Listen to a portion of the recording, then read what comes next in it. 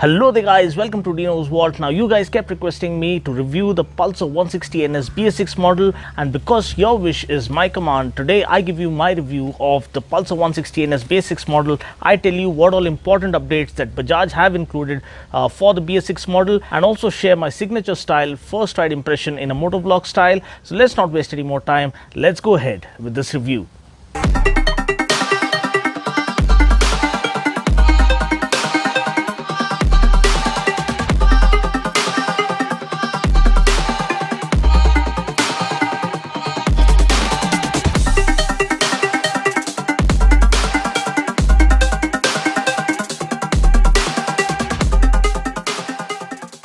So this is the Bajaj Pulsar 160NS BS6 model.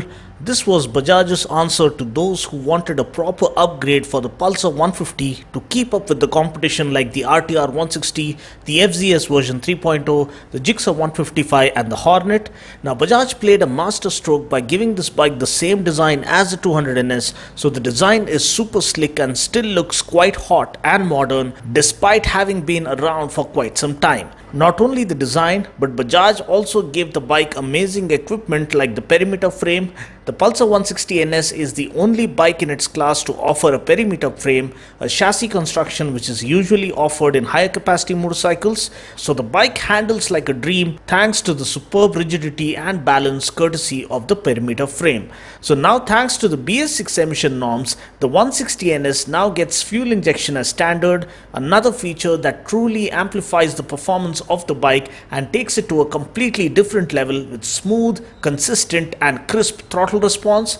As it is, the bike was nimble and agile, begging to be thrashed around in the city streets, but now with the inclusion of fuel injection, the engine is furthermore refined and the power delivery is explosive and smooth at the same time. Also, another standout feature about the 160NS is that it is the most powerful bike in its class now post the BS6 update. The bike puts out 17.2 PS of class-leading power and 14.6 Nm of segment-leading torque. And not to forget, for those who aren't aware, BS6 stands for Bharat Stage 6, the emission standards laid down by our government for the automobile manufacturers to comply with, such that the vehicles put out lesser pollution. So this BS6 model is cleaner and greener and puts out lesser emissions or lesser pollution compared to the BS4 model. Talking about safety, the bike gets single channel ABS as standard, which means ABS is operational only on the front wheel. The sensor that you see at the back is basically a speed sensor.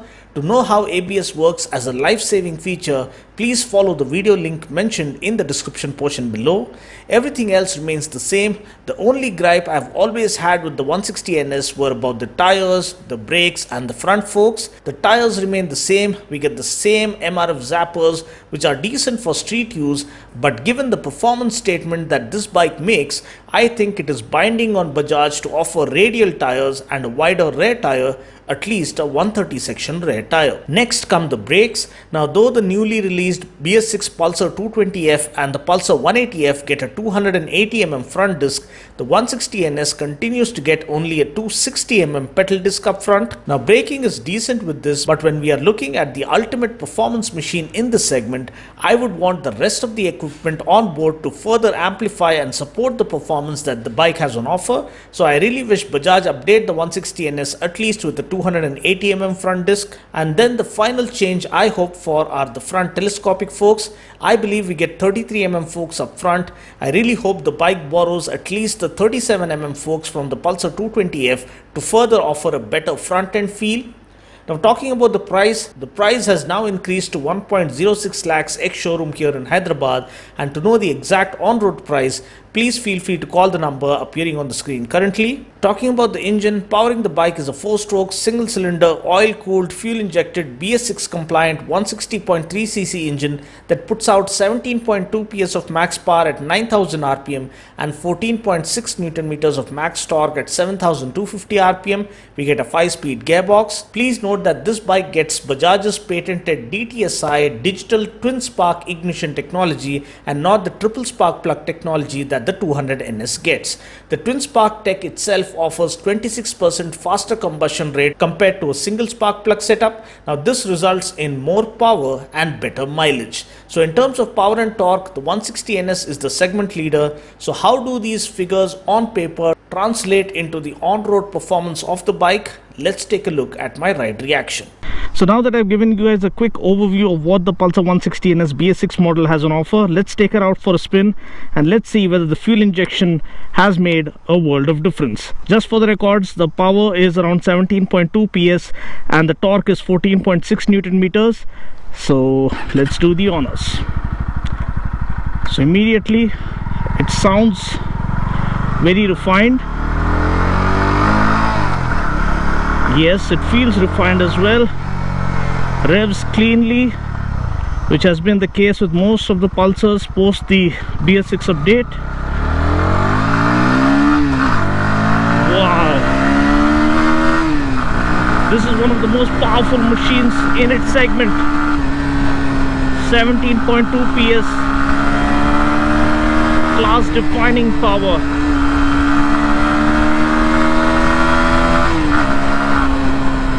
Look at it rev. It's always been very nimble and agile. I've stood impressed right from day one of the launch.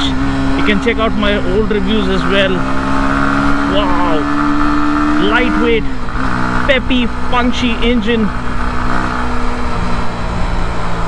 You want to rev the hell out of it. It begs to be revved harder.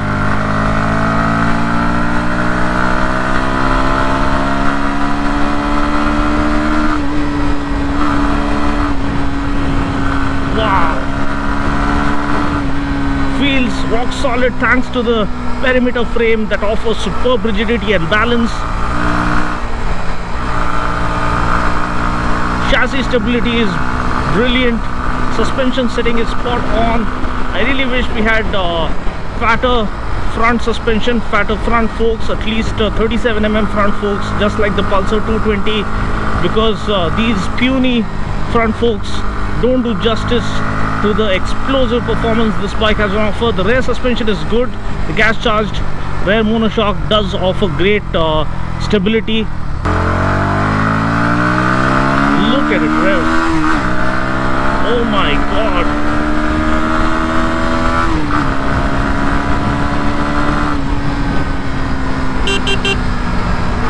Feels so refined, so confident.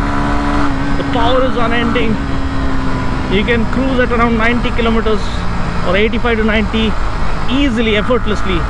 90 plus for sure.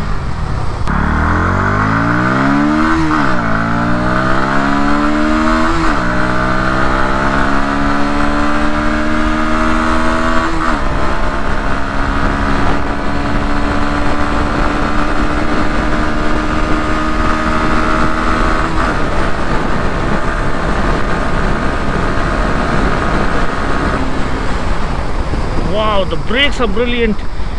Tapping the front lever even while doing around 100 kilometers per hour gives you great confidence.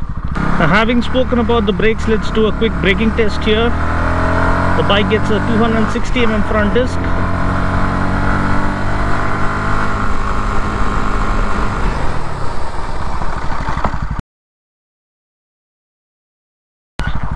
Wow, that was quick and stable. Despite grabbing a handful of front brake, but still I didn't get the confidence. I really wished they had offered at least a 280mm front disc, because the 220 gets it, maybe the 180F also gets it. It feels really bad that the 160NS doesn't get it.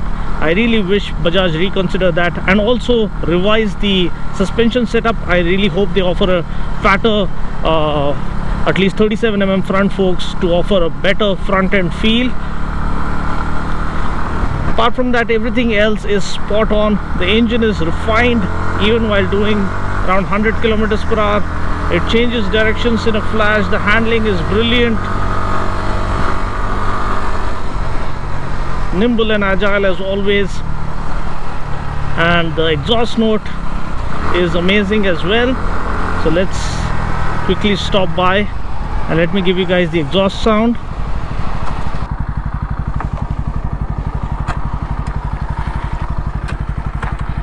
This red color looks super hot and attractive.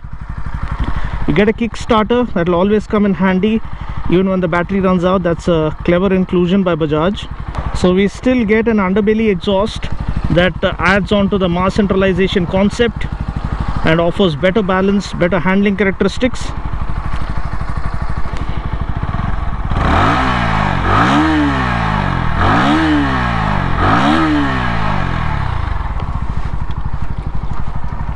So overall I feel it's a good package.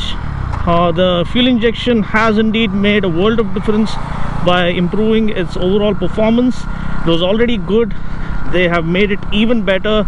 It's revving cleanly, smoothly, effortlessly, and yes, the fueling is better. Air fuel mixture entering the combustion chamber is more precise. As a result, the combustion efficiency is better optimized, so the fuel efficiency will be better. Throttle response is cleaner and more consistent, so everything is better except for the front end feel. I really wish we get fatter front forks to enhance the front end feel.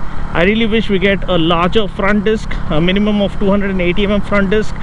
We get single channel ABS, that's okay. It does a decent job as it is. Seating comfort is good. The handlebar is well positioned. The riding posture is really good. It's effortless. The clutch is also not too heavy, but the clutch travel is slightly too far. Gear shifts are nice and smooth.